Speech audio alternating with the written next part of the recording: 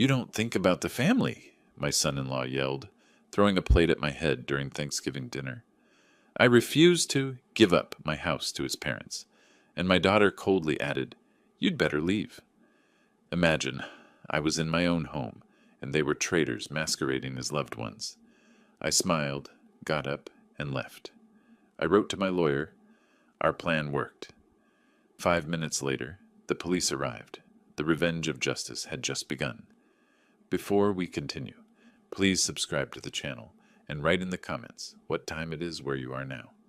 The turkey looked perfect, golden skin glistening under my dining room chandelier. I carried it to the table on the platter my late wife had bought 30 years ago, back when Thanksgiving meant laughter instead of this suffocating tension. Dewey had already claimed my seat at the head of the table. My seat, the one I'd sat in for 3 decades. He sprawled there like he owned the place, wineglass in hand, watching me set the bird down with that smirk he thought passed for charm. "Beautiful house, Ellis," he said, cutting into the turkey with exaggerated force. The knife scraped against bone. "Shame it's so empty most of the time. All these bedrooms, just you rattling around." I took my place at the side, a guest in my own home. Lula sat across from me, studying her plate like it held answers. She hadn't hugged me when she arrived, hadn't said much beyond a mumbled greeting. "I'm comfortable here," I said, keeping my voice level. "Built a life in these walls." Randall, Dewey's father, cleared his throat. "We've been looking at apartments, Ellis. 1-bedrooms, mostly. Market's tight right now." He said it casually, but his timing was too perfect. "Rehearsed." Beverly touched her husband's hand with practiced sympathy. A sigh escaped her lips. Dewey leaned forward, elbows on the table. "My parents are looking at tiny apartments while you've got 4 bedrooms collecting dust. Doesn't seem right." There it was. The real reason for this gathering. I'd suspected something like this for months. The comments Dewey dropped about property values, about my age, about how I didn't need so much space. But suspecting and experiencing are different animals. "Your parents' housing situation isn't something I'm prepared to discuss tonight," I said. Dewey's jaw tightened. He refilled his wineglass, the bottle clinking against the rim. "Not prepared? We're family. Or doesn't that mean anything to you anymore?" He paused, looking at Lula. She finally raised her eyes from her plate. "Dewey has a point, Dad," she said quietly. "We should at least talk about it." The words landed like stones in my chest. Not the content. I'd expected pressure, but the tone. Cold. Distant. This was my daughter, the girl I'd raised alone after her mother died, the one I'd put through law school, and she was siding with him. I excused myself to the kitchen, needing a moment away from Dewey's increasingly aggressive stare. Standing at the counter, I gripped the granite edge until my knuckles went white, breathed, counted to 10. I'd spent 30 years as a prosecutor, reading rooms, reading people, building cases. This wasn't a family dinner. This was an ambush. When I returned, Dewey had moved on to his second helping, talking between bites about family obligations, about elder care, about how selfish people hoard resources while loved ones struggle. "How's work, Lula?" I asked, trying to redirect. Dewey interrupted before she could answer. "We're discussing something important here, Ellis. Family takes care of family. My parents took care of me. You should understand that. You raised Lula alone." "Which is why I understand the value of independence," I said. Beverly dabbed her eyes with a napkin. Randall put his arm around her shoulders. The performance was almost convincing. The next hour crawled by with increasing tension. Dewey grew louder with each glass of wine. His compliments about the neighborhood came wrapped in commentary about how I didn't appreciate what I had, about waste, about responsibility. Lula remained silent mostly, but when she spoke, it was always in support of Dewey's points, never mine. I watched her lean into him, touch his arm when he grew animated, mirror his body language. She'd made her choice before she walked through my door tonight, maybe months ago. Maybe longer. Around 8 o'clock, as darkness settled outside the windows, Dewey pushed back from the table. His chair scraped across the hardwood floor with a harsh screech. He stood, looking down at me, his face flushed from wine and frustration. "Let me make this crystal clear," he said, his voice tight. "You're living in denial. One person doesn't need this much space. It's wasteful. It's selfish." I remained seated, hands folded on the table, met his eyes without flinching. "And what exactly are you suggesting?" I asked, though I knew. "I'm suggesting you be reasonable," Dewey said, his fists clenched at his sides. "We're family, Ellis. Start acting like it." The threat hung in the air between us. Beverly looked at Randall. Randall looked at his son. Lula stared at her hands, saying nothing, which said everything. I stayed perfectly still, outwardly calm, but my mind was working through scenarios, calculating angles, preparing for what came next. Because this wasn't over. This was just beginning. Dewey's patience, what little he'd pretended to have, evaporated. He jabbed his finger toward me like a weapon. "Let me make this simple," he said, his voice rising. "You're one person. My parents are getting older. They need space. They need family around them. This house, your house, solves everything. You move to a reasonable apartment, something manageable, and my parents move in here. Temporarily, just until they get settled." Temporarily? The word carried as much truth as his smile. I looked up at him without rising from my chair. "This is my house. I worked 30 years for it. The answer is no." The room went still. Even the air seemed to hold its breath. Dewey's face darkened to a deep red. 30 years? And what about U.S.? What about your daughter? Don't you care about family, or are you just another selfish— His hand shot out, grabbed the edge of his dinner plate. The motion was so fast I saw it coming, but didn't react, didn't duck, just watched as the ceramic disc flew across the space between us. The plate caught me on the right temple. A sharp crack. Pain exploded through my skull like lightning. The plate shattered on the floor behind me, fragments skittering across the hardwood. For 3 seconds, nobody moved. Nobody breathed. I sat perfectly still, feeling the heat spread across my temple, the immediate swelling, the pulse of my heartbeat suddenly loud in my injured head. My hand rose carefully to touch the spot. No blood on my fingers when I pulled them away, but the pain radiated in waves. Beverly gasped. Randall half rose from his seat, then settled back down. Dewey stood frozen, his arm still extended from the throw, his expression shifting rapidly from rage to shock to something that might have been fear. Lula's hand had flown to cover her mouth, but she didn't stand, didn't come to me, didn't move at all. I pressed my fingers gently against the injury, assessing it with the clinical detachment I'd learned in courtrooms. The skin wasn't broken, but I could feel the swelling already beginning, the heat of the bruise forming. This would mark, this would document well. The silence stretched. I tested moving my jaw, turning my head slightly. Everything functioned, though each movement sent fresh spikes of pain through my temple. Then Lula spoke. Her voice was flat, cold, completely devoid of concern. "Dad, you should leave. We need to discuss this without you. Just go." "Not— Are you okay?" "Not Dewey? What did you do?" Just an order to leave my own house while my temple throbbed, and her husband stood there having just assaulted me. I looked at her, really looked, searched for any trace of the daughter I'd raised, the girl who used to climb into my lap after nightmares, who'd held my hand at her mother's funeral, found nothing but a stranger wearing her face. "I'll be leaving now," I said to no one in particular. I stood slowly, maintaining my balance despite the dizziness that washed over me. My phone lay on the table where I'd placed it before dinner. I picked it up, slid it into my pocket, walked to the door without looking back at any of them. Nobody stopped me. Nobody apologized. The only sound was my footsteps on the floor I'd refinished 5 years ago, through the entryway I'd painted last spring, past the photos on the wall of better times.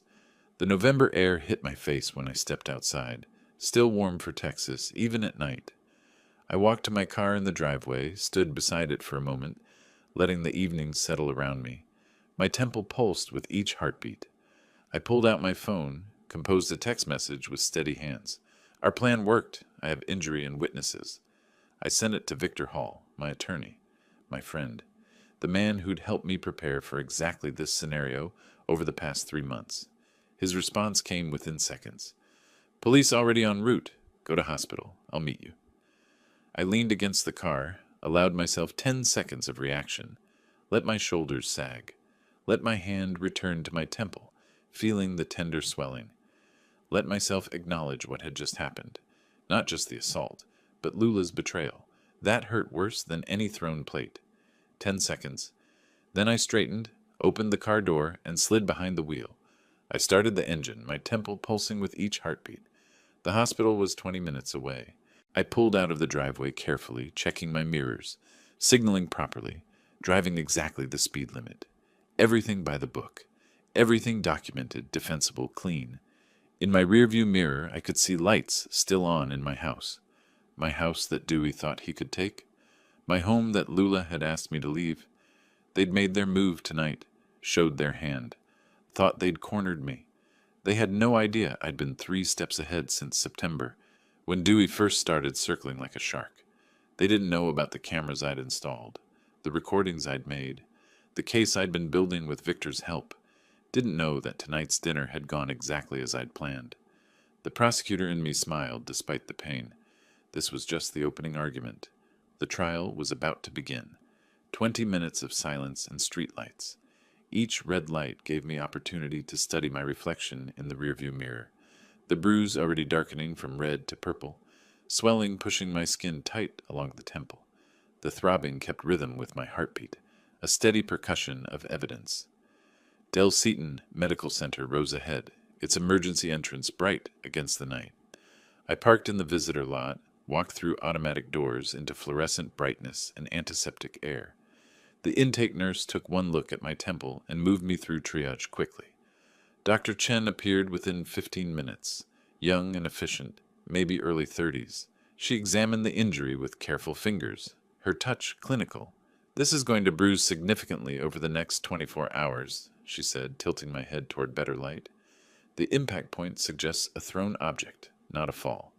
Do you want to tell me what happened? I'd prefer to save that for the police report, if that's acceptable. Something shifted in her expression. Recognition. She'd done this before, documented domestic violence, gathered evidence for cases that would end up in courtrooms I used to work in. I'll photograph from multiple angles, she said. Front, side, close-up, wide shot. Standard protocol for assault documentation. The camera flash was bright in my peripheral vision. 4 shots, each from a different perspective. She worked with the practiced efficiency of someone who understood that photographs could make or break a case.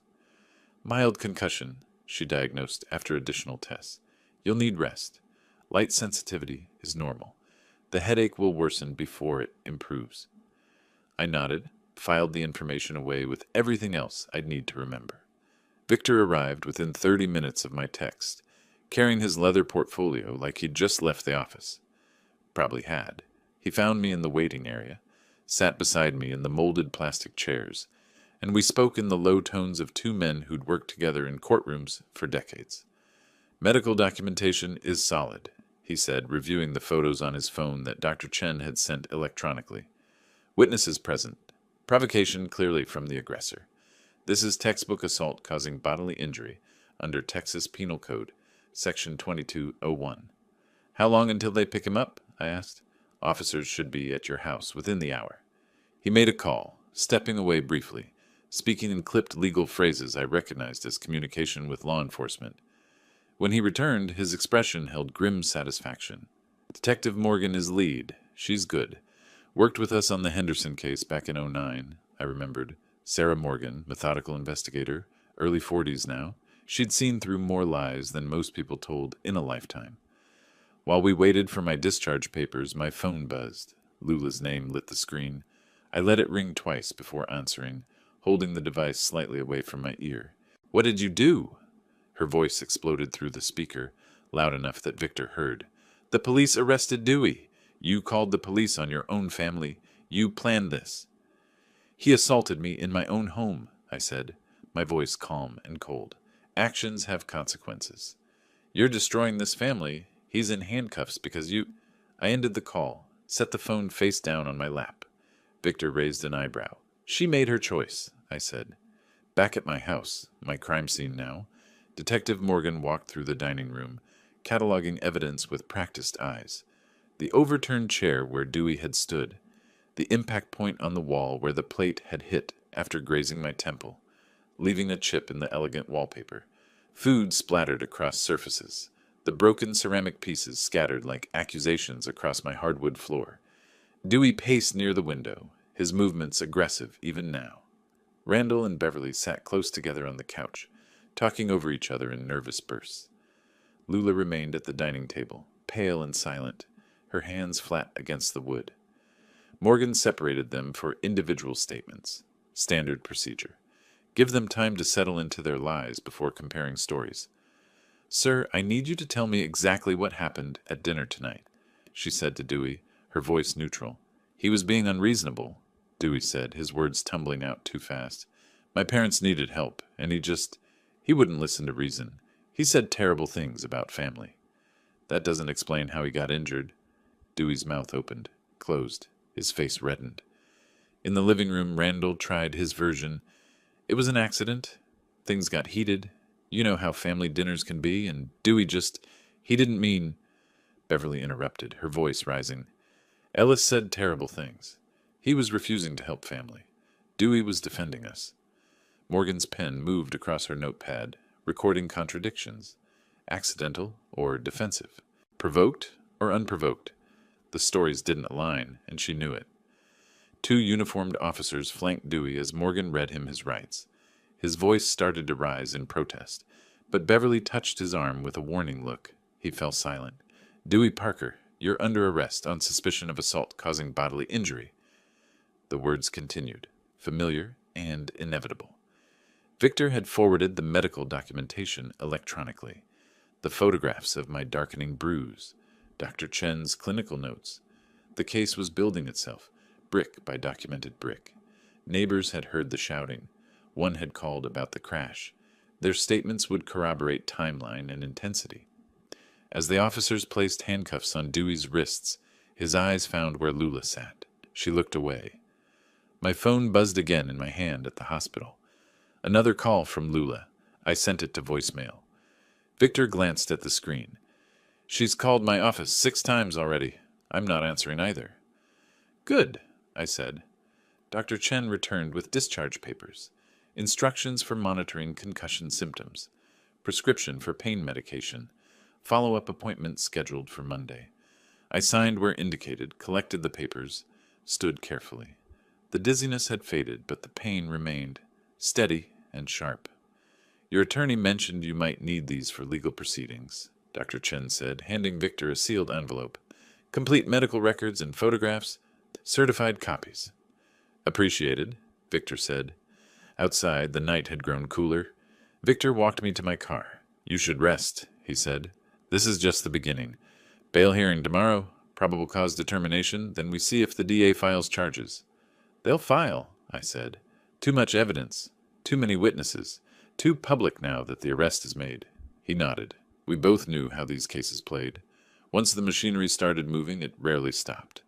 I drove home carefully, the same route in reverse, past the hospital, through downtown, into Tarrytown. My house sat dark when I pulled into the driveway. Everyone gone. Crime scene tape across my front door. I sat in the car for a long moment, engine ticking as it cooled, looking at my home transformed into evidence. Then I got out, ducked under the tape, and went inside to spend the night alone with my throbbing temple and my calculated satisfaction. I slept poorly, waking every few hours to the pulse of pain in my temple. Morning came regardless, sunlight harsh through the windows I'd forgotten to curtain. I took the prescribed medication, made coffee in my quiet kitchen, and settled into my study with the deliberate routine of a man reclaiming his space. The house felt different, emptier.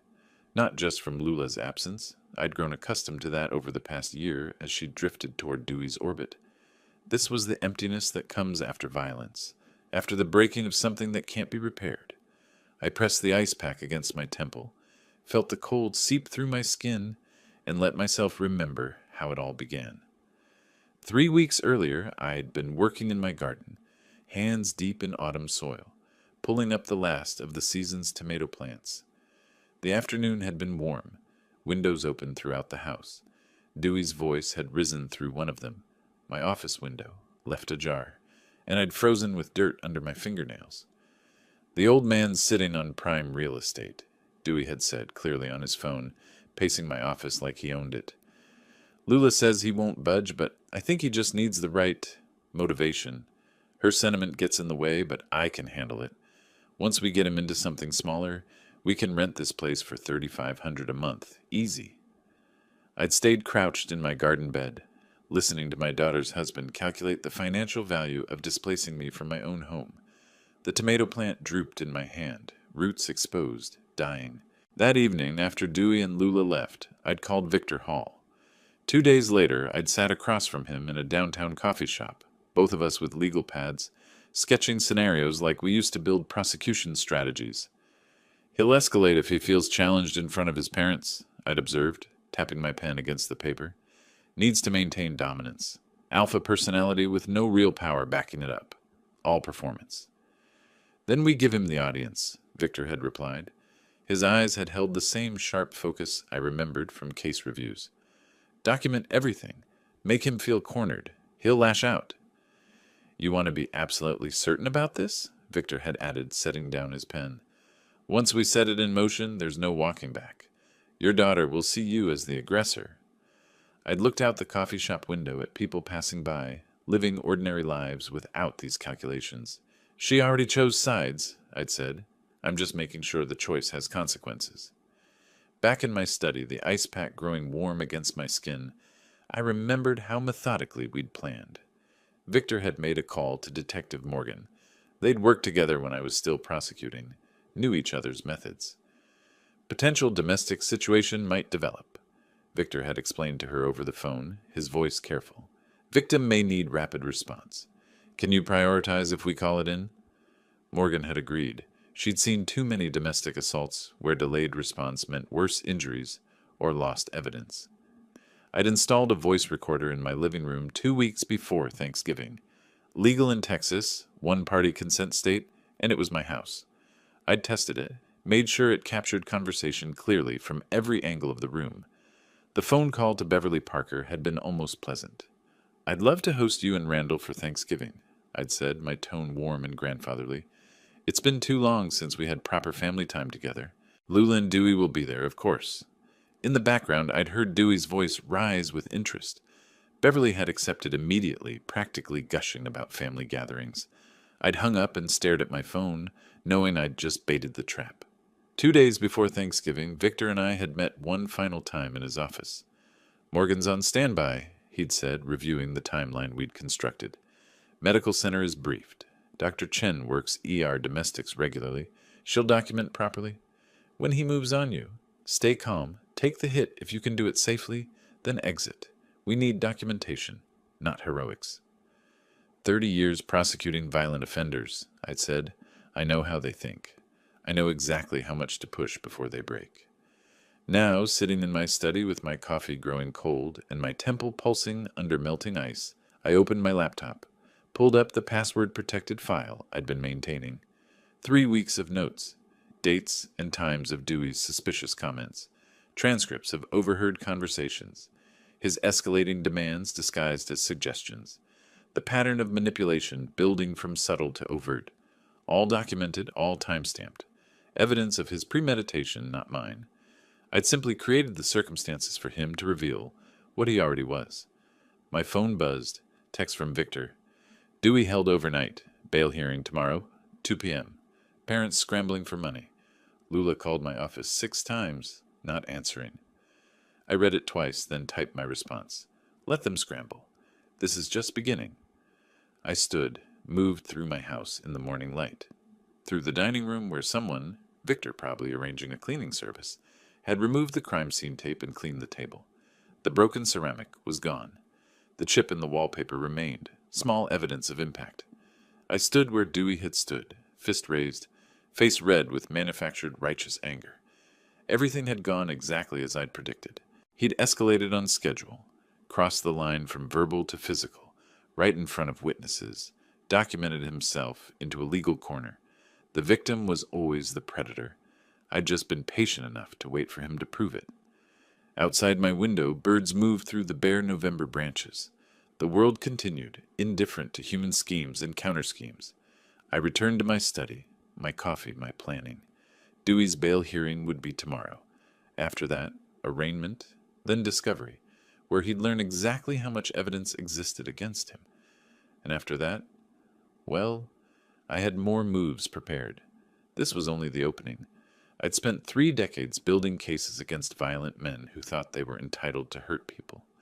I knew their patterns, their justifications, their inevitable mistakes.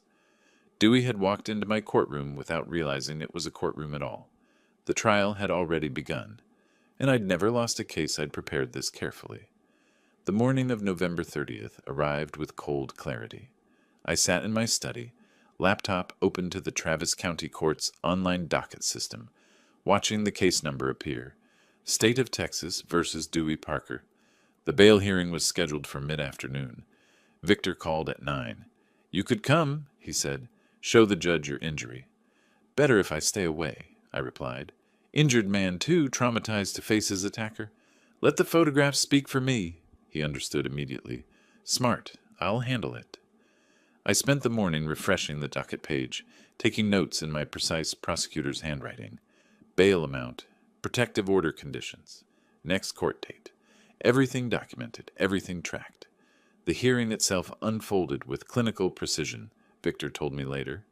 Dewey stood before Judge Carmen Martinez in an orange jumpsuit, hands cuffed, his public defender, a young woman Lula had scraped together money to hire, arguing he wasn't a flight risk.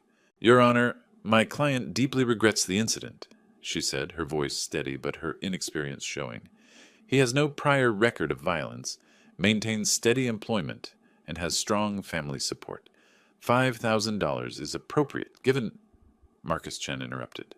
The prosecutor handling Dewey's case was an old colleague, someone I'd mentored years ago when he was fresh out of law school. He still owed me for that.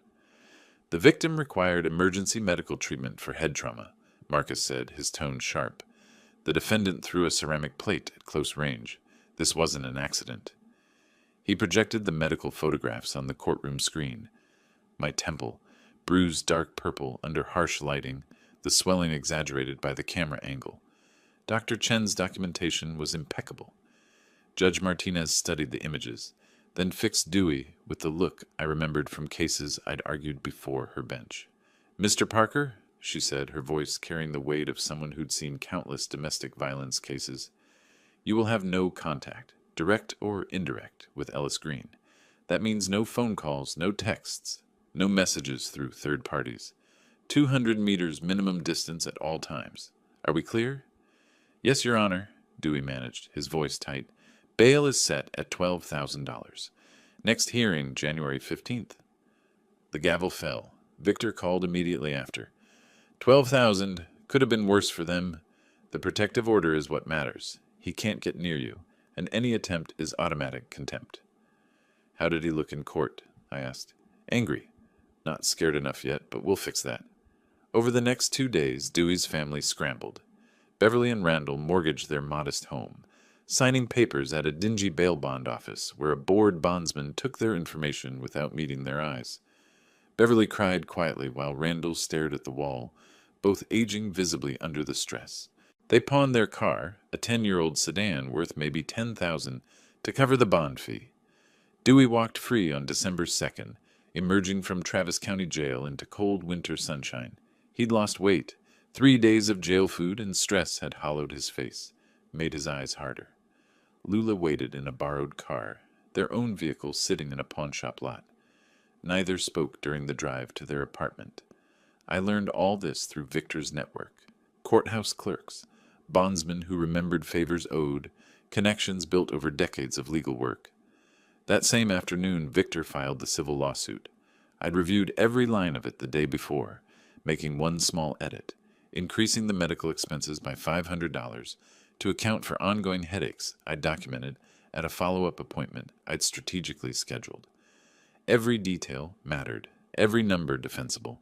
$2,000 medical expenses, $23,000 pain and suffering, $50,000 punitive damages for malicious intent.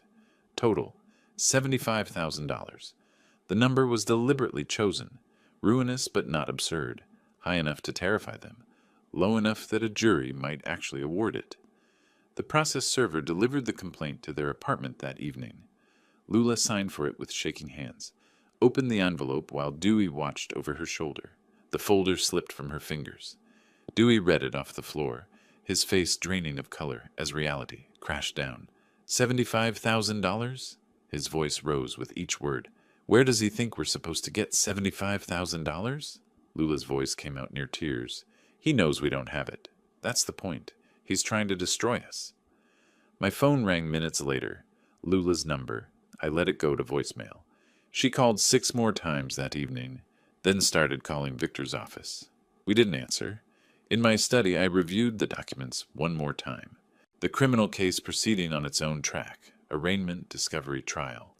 The civil case opening a second front, applying financial pressure that would force decisions, create desperation. Desperation led to mistakes, and I was waiting for their mistakes. Victor called late that night. They're panicking, good. But Ellis, they're going to fight back. People this desperate, they'll try anything. Let them try, I said. I hung up and returned to my planning. The next phase required patience. I needed them to make their move before I made mine. The trap was set. Now I just had to wait for them to walk into it. The next morning, Lula was on the phone before I'd finished my coffee. Victor's contacts at the courthouse reported frantic activity, attorney consultations, desperate calls to legal aid services, borrowing money from everyone they knew. By noon, they'd scheduled meetings with 3 lawyers. By evening, they'd chosen Marcus Webb. I knew the name. Everyone in Austin legal circles knew Marcus Webb, a civil litigator in his early 50s with sharp suits and sharper tactics, the kind of attorney who'd argue black was white if you paid him enough, and make the jury almost believe it. He took their case after hearing their version. Victor learned the details through his network, how Dewey described me as cold and vindictive, how Lula tearfully recounted a childhood of emotional manipulation. The stories sounded rehearsed because Webb helped craft them during the consultation. Here's what we do, Webb had told them, leaning back in his leather chair. They want to play victim? We show the jury who the real victim is, a young woman trapped under her father's thumb, and a husband who finally stood up to a bully. But we need proof, Lula started. Your testimony is proof, Webb cut in. You lived it. They borrowed $8,000 for his retainer, a high-interest loan Lula's damaged credit barely qualified for. Desperation made people say yes to terms they'd never normally accept. Webb spent 3 days preparing the countersuit. He interviewed Dewey's parents separately, asking leading questions with the practiced skill of someone who knew exactly how to walk the ethical line without crossing it. Are you certain Ellis didn't say something provocative first? He'd ask Beverly. Could the plate have been thrown defensively? He'd suggest to Randall. Is it possible Ellis injured himself to frame Dewey? The question planted like a seed, not telling them what to say, he was too experienced for that, but guiding them toward the version he needed, coaching their memories until uncertainty became certainty. But at the police station, we said we saw Dewey throw the plate, Beverly protested weakly. Won't changing our story now look bad? Webb smiled reassuringly. You were in shock that night. Now, with time to reflect, you remember more clearly. Memory works that way. It's perfectly legitimate. Lula signed her sworn statement at Webb's office on December 5th. The pen trembled slightly as she committed her father's alleged abuses to paper. Years of control, manipulation, emotional cruelty. Stories that were part truth, twisted into weapons, part complete fabrication.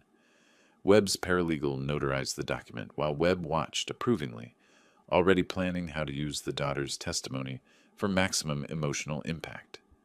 The countersuit hit the courthouse on December 6th. $50,000 in damages for Lula's lifetime of trauma, emotional abuse allegations, entrapment, deliberate provocation. Legal circles buzzed. A courthouse clerk called Victor with a warning. Webb has a reputation for scorched earth litigation. He'll drag everything into discovery. Victor drove to my house that evening with printouts of Webb's filing and the revised witness statements. We sat in my study while he spread the documents across my desk, genuine worry visible on his face for the first time since this began. I read through the countersuit slowly, my prosecutor's eye catching every manipulated phrase and strategic lie. I made notes in the margins. Provably false. No corroboration. Contradicts police report. Victor paced, unusually animated. Webb will subpoena every communication between you and Lula for the past decade.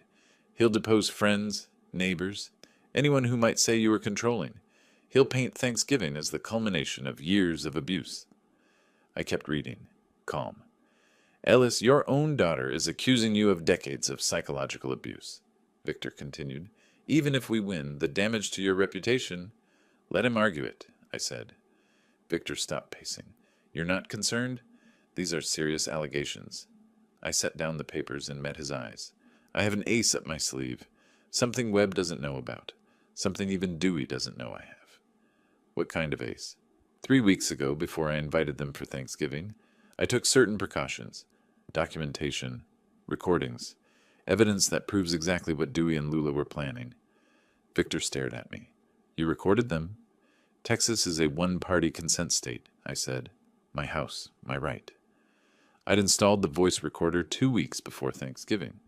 Small device, high-quality audio, positioned in my living room where it could capture every conversation clearly. Legal under Texas law, I only needed one party's consent to record, and I was that party. I'd also activated the recording app on my phone during certain conversations, backed everything up to encrypted cloud storage, through a contact who specialized in digital forensic. Everything preserved, everything time-stamped, everything admissible. What did you capture? Victor asked quietly. Dewey discussing his plans for my property, Lula agreeing to help convince me to move, specific dollar amounts they planned to extract. Their entire scheme, in their own words, recorded weeks before Thanksgiving. Victor sat down slowly. Why didn't you tell me? I needed to see how far they'd go first, I said. If Dewey had just made verbal demands and left it at that, I might have let it go. But he threw that plate, and now Lula's committed perjury in a sworn statement. I pulled a folder from my desk drawer. Transcripts of the recordings printed and organized. Dates, times, speakers identified. Webb thinks he's flipping the narrative, I continued.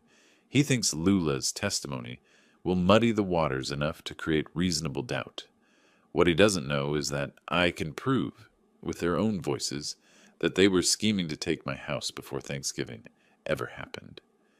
Victor took the folder, scanned the first few pages. His expression shifted from worry to something approaching admiration. This changes everything, he said. That's the idea. When do we play this card? Not yet, I said. Let Webb commit. Let them spend more money on legal fees. Let Dewey's parents mortgage themselves further. Let Lula dig deeper into her lies under oath during depositions. Victor nodded slowly, understanding the strategy. And then we produce the recordings. Show the judge that everything they've claimed is provably false. Watch their entire case collapse. I leaned back in my chair, feeling the satisfaction of a plan coming together. Webb's good, I said, but he's walking into a trap, and he doesn't even know it. The morning after Victor and I reviewed the recordings, I drove downtown to meet Thomas Brennan for coffee. The cafe was quiet, tucked away from the business district, the kind of place where conversations stayed private.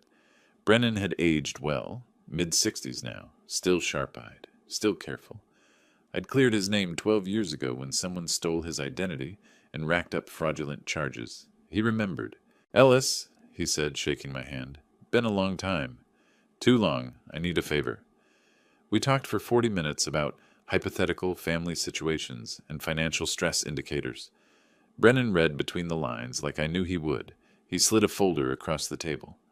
Public records only. Credit scores, liens, foreclosure notices, all accessible if you know where to look. I didn't open it until I was back in my car, engine running, reading by overhead light. The numbers told a story more damning than any testimony. Dewey carried $45,000 in combined credit card and auto loan debt. His credit score had plummeted 100 points in 6 months, multiple missed payments, collection agencies circling. But the revelation that made everything crystallize, a business loan pre-approval from Texas Capital Bank, contingent on property collateral worth at least $500,000. My house was valued at $580,000. I flipped to the next page. Randall and Beverly Parker, $30,000 in medical debt from Randall's heart surgery 2 years prior. Mounting interest. Minimum payments they could barely afford. The last page was a photocopy of Dewey's business plan, incomplete, but enough to see. Plans for a used car dealership, projected monthly expenses, and a line item that made my jaw tighten. Rental income from collateral property, $3,500 a month. My property, rented out to service their debts while I lived in some efficiency apartment, displaced from the home I'd built. It was never about family, never about helping elderly parents. Pure calculation, pure greed. I called Victor immediately. 2 days later, on December 10th, Victor filed a discovery motion. Financial records, he argued, were directly relevant. If Dewey was financially motivated to seize my property, it undermined Webb's entire narrative of a loving son-in-law defending family. Webb fought back with a flurry of objections. Irrelevant, overly broad, invasion of privacy. Judge Martinez heard the arguments via phone conference. I listened on Victor's speakerphone, hearing Webb's increasingly desperate tone as Martinez cut through his objections. "Counselor," she said, her voice carrying the weight of someone who'd presided over too many cases, where money hid beneath family rhetoric. If your client was financially motivated to pressure Mr. Green for property, that's directly relevant to the assault and the counterclaims. Motion granted. 48 hours to comply. Webb's silence spoke volumes. Dewey spent a frantic day gathering documents. I imagined him and Lula at their kitchen table, organizing bank statements, both knowing what the numbers would reveal. Webb reviewed the materials before submission. He must have realized then that his client's story was collapsing. The courier delivered a sealed envelope to Victor's office on December 12th. We spread the contents across his conference table. Bank statements, credit card bills, loan applications, business plan drafts. Victor traced entries with his finger. Look at this. 3 weeks before Thanksgiving, Dewey applied for the business loan. The application lists family property in Tarrytown as proposed collateral. Premeditation, I said. He was planning this before he had the house. It destroys his impulsive anger defense. Victor flipped to another page. And here, Google search history from the loan application site. Home equity loan maximum. Rental income calculator. Texas property transfer family member. I found the text message thread between Dewey and someone named Marcus, his business partner apparently. My father-in-law's house is the key to funding, Dewey had written on November 8th. Just need to convince him it's the right move. Lula's working on him. November 8th, 2 weeks before Thanksgiving. Victor set down the papers. This isn't a family dispute. It's a business transaction that went violent when you refused to cooperate. And now we have proof, I said. I thought about Dewey's performance at Thanksgiving dinner, the talk of family obligations, Beverly's tears, Randall's sympathetic looks. All theater, all manipulation designed to make me feel guilty for not surrendering my home to solve their financial crisis. The business plan was 18 pages long. Dewey had spent real time on it, projecting revenue, calculating overhead, planning for success. And at the center of it all, my house as the foundation, the collateral, the income stream. He'd counted on my guilt, my love for Lula, my sense of family duty. What he hadn't counted on was that I'd spent 30 years prosecuting people who wore masks, who wrapped cruelty in noble language, who stole while claiming virtue. I knew the patterns, knew how to read the lies. Victor made copies of everything organized by category: financial desperation, business planning, timeline of premeditation, each piece of evidence tagged and indexed. Webb's going to have a hard time explaining this away, Victor said. He can't, I replied. The numbers don't lie, and when we add the recordings to this financial evidence, their entire case evaporates. But I wasn't ready to play that card yet. Let them commit further. Let Webb dig deeper into his false narrative. Let Dewey and Lula sink more money into legal fees they couldn't afford. The trap kept getting tighter, and they kept walking deeper into it. I drove home that evening with copies of the financial documents on my passenger seat, evidence of what people would do when desperation mixed with entitlement, when they believed their needs justified taking what wasn't theirs. But the financial desperation was only half the story. What I learned next made the assault look like a minor offense. A week earlier, on December 5th, the same day Webb filed his countersuit, I'd made a call to Rachel Torres, private investigator, former FBI fraud specialist, the kind of person who knew how to dig beneath surfaces and find what people worked hard to hide. My instinct tells me the assault is part of something larger. I told her over the phone. I need to know what I'm really dealing with. She'd taken the case. On the morning of December 13th, Torres arrived at my house carrying a leather portfolio. She was compact, late 40s, with the direct gaze of someone who'd spent years interviewing liars. Her expression was grim. We sat at my dining table, and she spread documents across the surface. Copies of a power of attorney form, a medical evaluation, timeline evidence showing website access logs. Your son-in-law accessed LegalZoom on November 10th, she said, tapping the first page. Downloaded a Texas power of attorney template. 3 days later, someone using his computer searched Texas dementia, diagnosis requirements, and guardianship without consent. My hands remained steady as I read, but anger built behind my ribs like pressure. Then on November 20th, Torres continued, they created this. She slid across a medical evaluation form. Dr. Andrew Mitchell's name at the top, his signature at the bottom, or what was supposed to be his signature.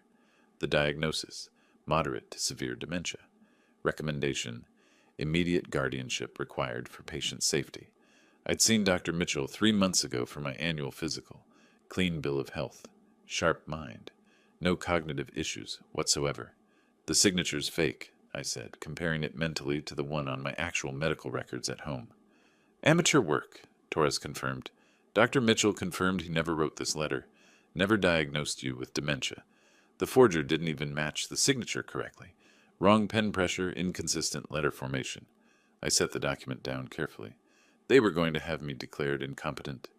Then petition for guardianship, Torres said.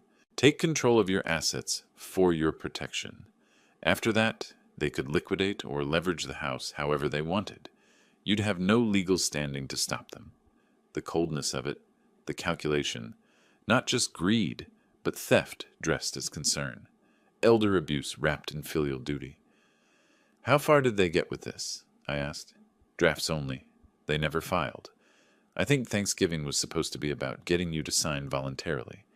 When you refused, they had this as backup. I photographed every page with my phone. Then I drove to the Austin Police Department Central Station. Detective Morgan met me in an interview room, her expression shifting from curiosity to hardening resolve, as I presented Torres's findings alongside my actual medical records. They forged medical documents, I said, my voice-controlled fury. Attempted fraud, identity theft. This goes way beyond the assault. Morgan studied the signature comparison, the computer search history, the timeline. When she looked up, her eyes held the focused determination of someone who just realized she was looking at a felony case. I need to brief the DA, she said, but this is enough for a search warrant.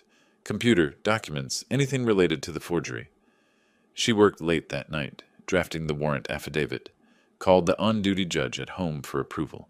By midnight, the warrant was signed electronically. The raid was scheduled for first light December 16th. 4 officers arrived at Dewey and Lula's apartment before dawn.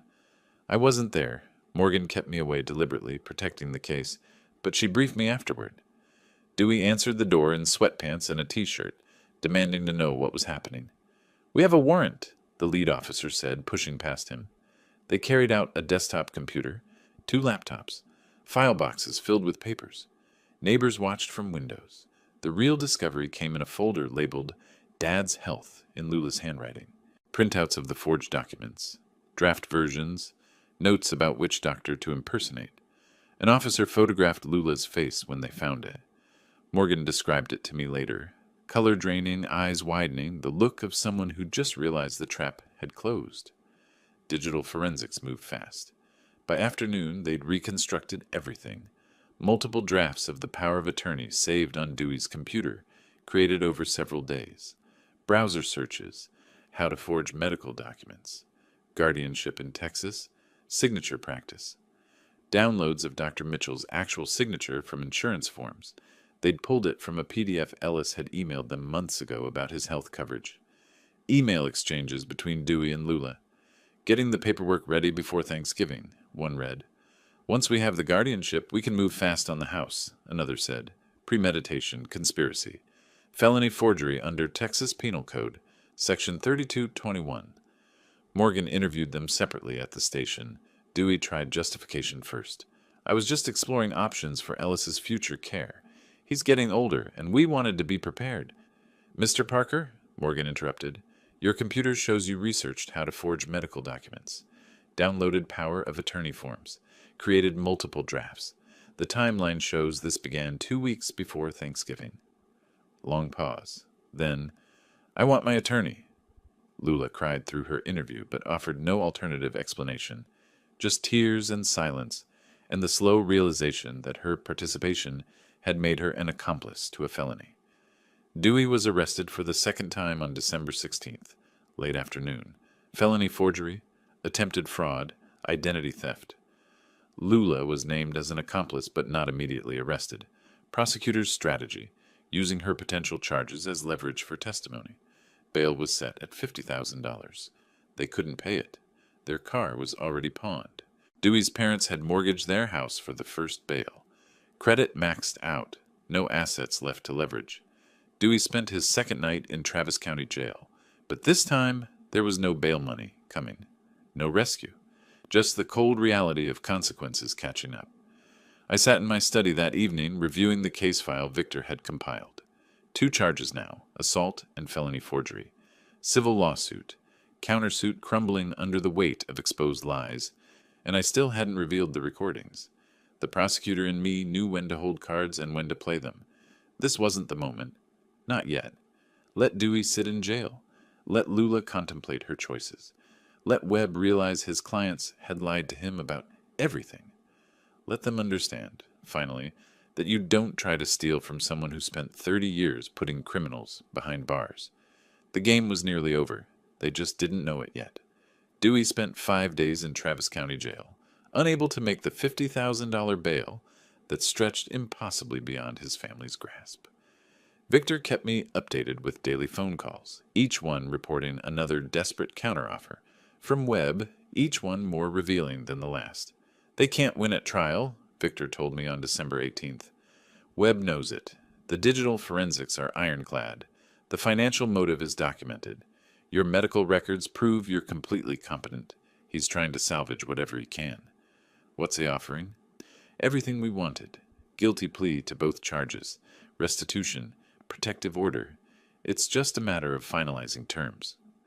Lula sold her car on December 17th. A Honda Accord worth $12,000 that she'd loved. Always kept clean. Always maintained. She drove it to a used car lot on Ben White Boulevard and stood in the dusty office, while a dealer with dead eyes offered her $8,000. The car's worth at least $12,000, she said, her voice tight. Maybe if you had time to wait for the right buyer. The dealer counted bills with practiced indifference. But you don't have time, do you? She signed the title over with tears streaking her face, removed her registration and insurance cards from the glove box, dropped them in a plastic bag she didn't look inside. $8,000. Still not enough. Randall and Beverly visited a lender on December 18th, the kind of place with neon signs in the window and interest rates that skirt legality. They signed papers for a home equity loan against the modest house they'd owned for 30 years, securing another $25,000. Beverly's hands shook so badly that Randall had to guide the pen. Together they'd scraped $33,000, $17,000 short of bail. Webb delivered the reality to Dewey in a jail conference room on December 19th, spreading papers across a scarred metal table while a guard watched from the corner. "Take the plea," Webb said, his voice flat with exhaustion. 3 years probation is a gift compared to what the judge will give you at trial. 5 to 10 years in state prison for felony forgery alone. You walk out of here today on probation or you go to trial and lose years. Dewey read through the agreement twice. And the money? $45,000 in restitution. $1,250 a month for 3 years. Webb paused. It's manageable. Both of them knew it wasn't.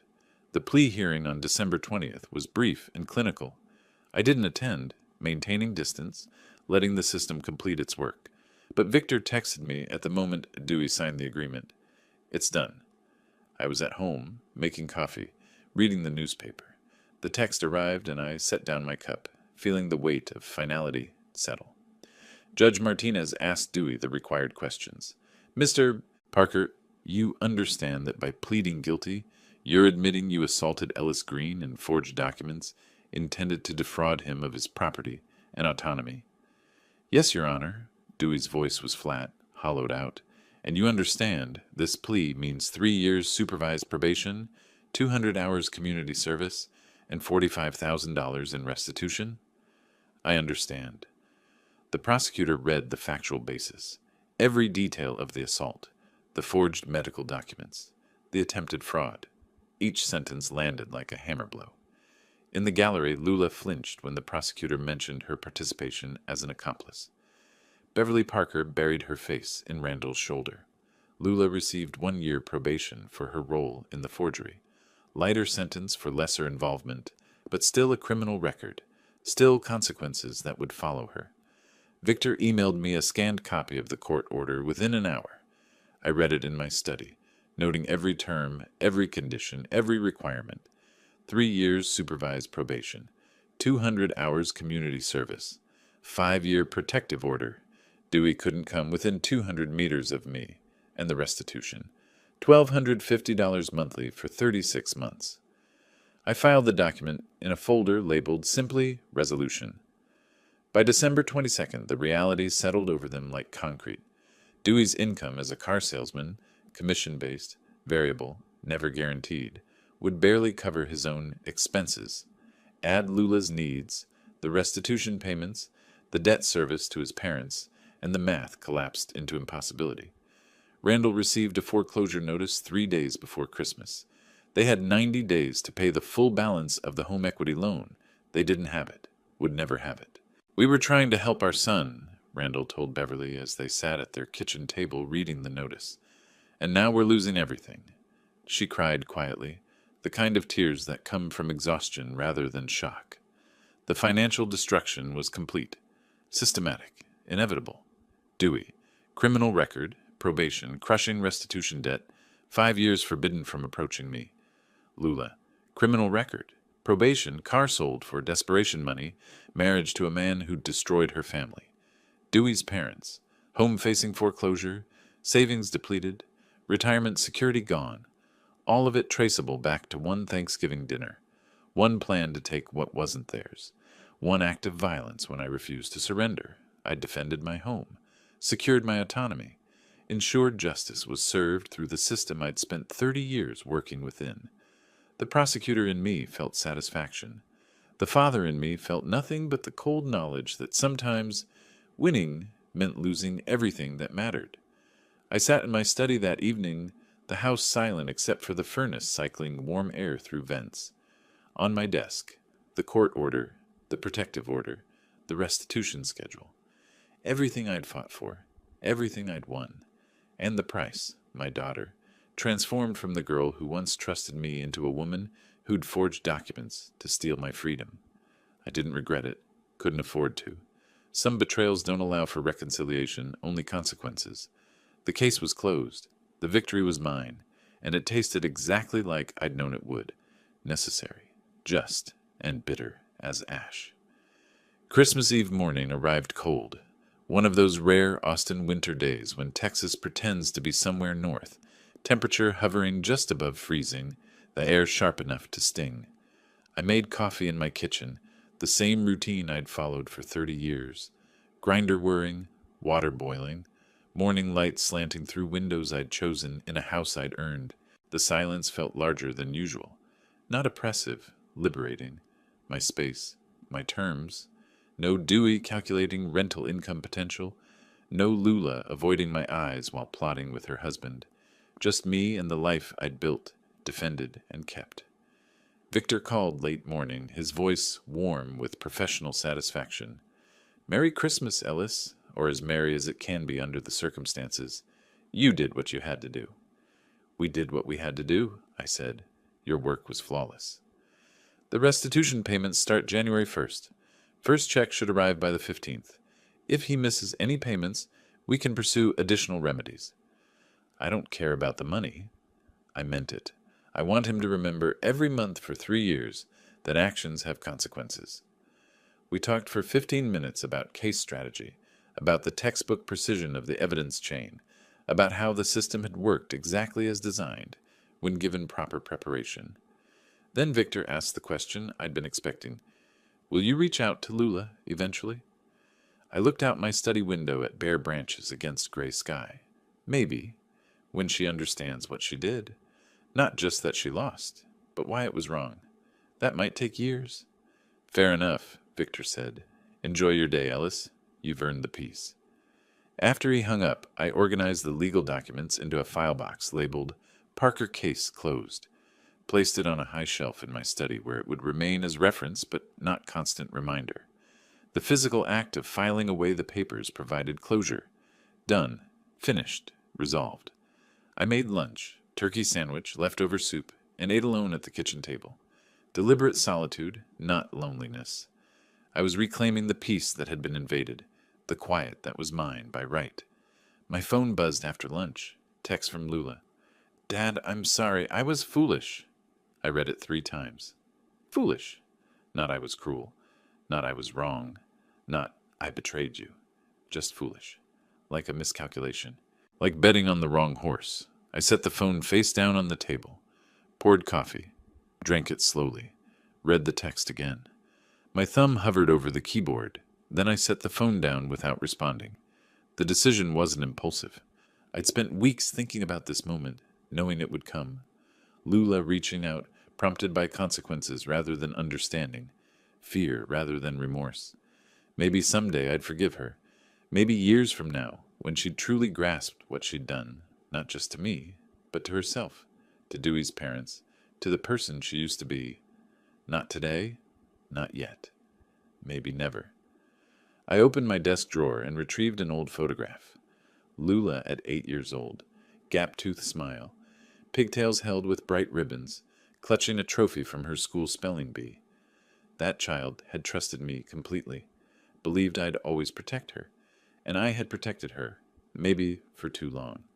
Protected her from consequences until she thought she could take everything from me without facing any. I held the photograph in both hands, allowing myself a moment of genuine grief. Not for the woman who'd forged documents and conspired to have me declared incompetent, for the girl who'd become that woman. Then I returned the photograph to the drawer and closed it with quiet finality. As afternoon faded to evening, I walked through my house. The same route Dewey had walked on Thanksgiving night. Through the dining room where he'd thrown the plate, past the living room where he'd paced, calculating, into the kitchen where I'd gripped the counter, preparing myself for confrontation. Every room mine, every possession earned through 30 years of honest work, every corner secure. I'd prosecuted criminals for 3 decades, learned to read lies, to follow money, to build cases brick by documented brick. When my own family tried to steal from me, I'd used every skill I'd honed in those courtrooms. The system had worked. Justice had been served. Crimes had been punished proportionally, and I'd lost my daughter in the process. I sat in my chair by the front window as evening approached, watching occasional cars pass on Windsor Road, not waiting for anything, just present in my space, in the victory that tasted like ash and satisfaction in equal measure. The Thanksgiving dinner had cost Dewey his freedom, his reputation, his financial stability. It cost his parents their home. It cost Lula her relationship with her father. It cost me the daughter I'd raised. I didn't regret it, couldn't afford to. Some betrayals carve too deep for reconciliation. Some lessons can only be taught through consequences that last. 30 years of prosecuting criminals had taught me that justice isn't always clean. Sometimes it's necessary destruction. Sometimes it's defending what's yours against people who believed family ties meant they could take without asking, hurt without facing punishment. My house stood secure, my autonomy intact, my life my own again. The documents on the side table told the story.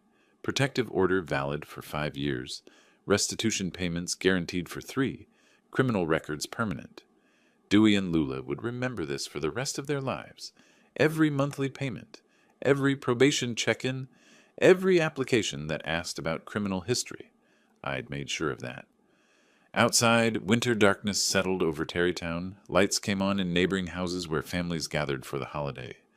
I stayed in my chair, alone in the home I'd defended. victorious in a war that had destroyed everything except the ground I'd held. The silence wrapped around me like armor. I'd won. The price was steep, but I'd paid it knowingly. And sitting there in the gathering dark, I felt what I'd expected to feel all along. Not triumph, not joy, just the cold satisfaction of a man who'd done what was necessary and refused to apologize for it. Some victories don't come with celebration. They come with quiet and certainty, and the knowledge that you protected what mattered most. I had my house, I had my freedom, I had my peace. Everything else was gone, and I'd made that choice with open eyes. No regrets, not one. If you like this story, please like this video, subscribe to the channel, and share your impressions of this story in the comments. To listen to the next story, click on the box on the left. Thank you for watching.